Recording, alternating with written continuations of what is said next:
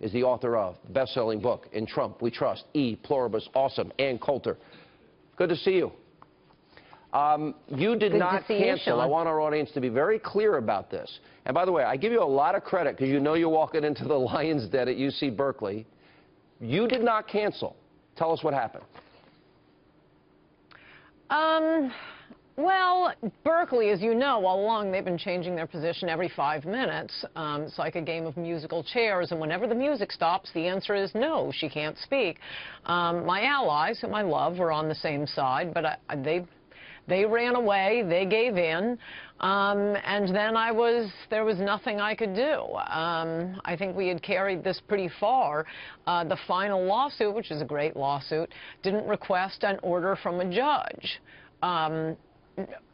in joining Berkeley to provide a speaking place for me, and the factual record was fabulous.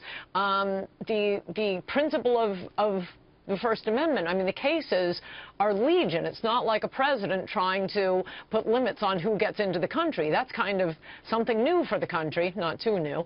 But with the First Amendment, there's so many cases, and unless the judge was you know, Howard Dean, I think we're winning that case. But YAF wouldn't allow the TRO, the request for a court order, to be filed to provide a room and security for me.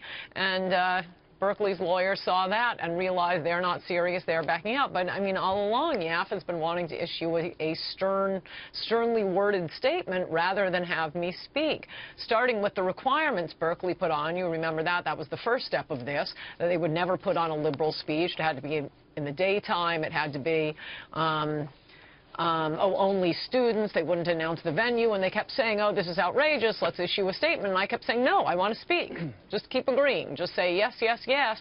But at the end, YAF pulled out, said they wouldn't be associated with anything I did at Berkeley, and they wouldn't let the college Republicans bring a separate action either.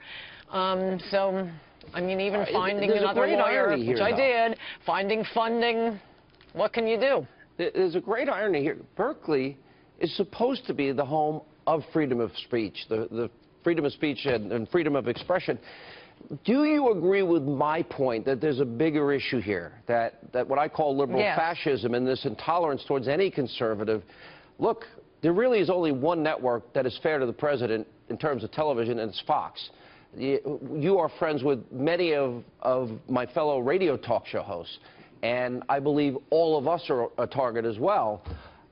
Do you agree that this is now an orchestrated, funded effort? I know people are paid to tape my show 4 hours a day in the hopes that I'll say something stupid that they can get me fired on. Do you think it's that bad? Is this a real, clear, present danger? That's fantastic. I hope they're listening to my segments on so your show, Sean. They are. Don't worry. You know. They might learn something, which the Berkeley students will not learn. Yes, although, I mean, I would say that what I'm frustrated with right now is I think the GOP should change their motto to next time. We'll fight this next time. We'll show them how good we are this time. No, we want to win now, whether it comes to judges. Ruth Bader Ginsburg gets, you may Google it, about 98 votes from the Republicans, and Clarence Thomas, 52. Gorsuch barely slips through.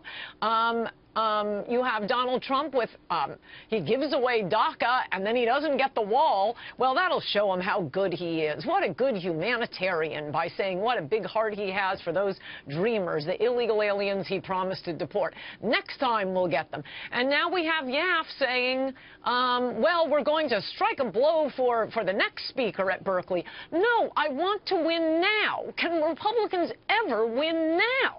Yeah, I agree. Look, I'm as frustrated with Republicans in Congress. Finally, it looks like they have a deal on the health care bill. It took forever, and it took the Freedom Caucus to get it done. I want to just circle back on this, though. I believe that one of the reasons you're so hated over the years, you're iconoclastic, you're funny, you're smart, and you represent a threat to the left because you destroy them in every book you write and every column you write. Similarly, if you support Donald Trump, in the age of Trump, you're an enemy. You've got to be silenced. This is not a game they're playing here. They want you destroyed.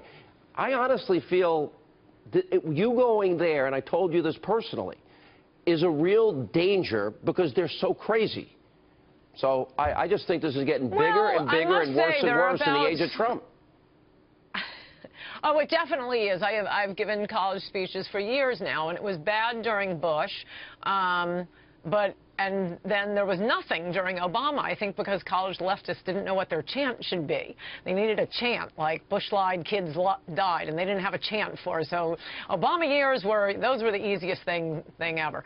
And whoa, has it come back now. But I mean, I think what's going on with Berkeley, when you have, it shows how radical the universities are generally. I mean, what you're talking about, I agree with. Yes, they want to destroy and squelch conservative speech. But there is a separate issue with the universities right now. When you have Bernie Sanders, Elizabeth Warren, Howard, Bill Maher, Joy Behar, and so on and so forth, when they're all saying, oh, get over yourselves, Berkeley, we have a First Amendment. People have fought and died for the right to free speech. Of the college Republicans, really, in this case, they're a student group. I'm not just, you know, some homeless person wandering onto the square, but I'd be allowed to speak then, too. They are really outside the mainstream. They are publicly funded. Forget that this is where the free speech movement started. The amount of money they get from the state and the federal government, but all of the people who should have been standing up for the First Amendment here all ran away with their tails between their legs. Unbelievable. And by the way, I do think it is possible that today is Wednesday, Thursday, the Berkeley campus will be the safest place on the face of the earth because so many people were flying in to defend me. I give you a lot of credit. Maybe we ought to bring every conservative out to Berkeley, and we'll have a big conservative forum out there, and let's see how they deal with that. And I admire your courage. Thanks for being with us, sharing your story. Appreciate it.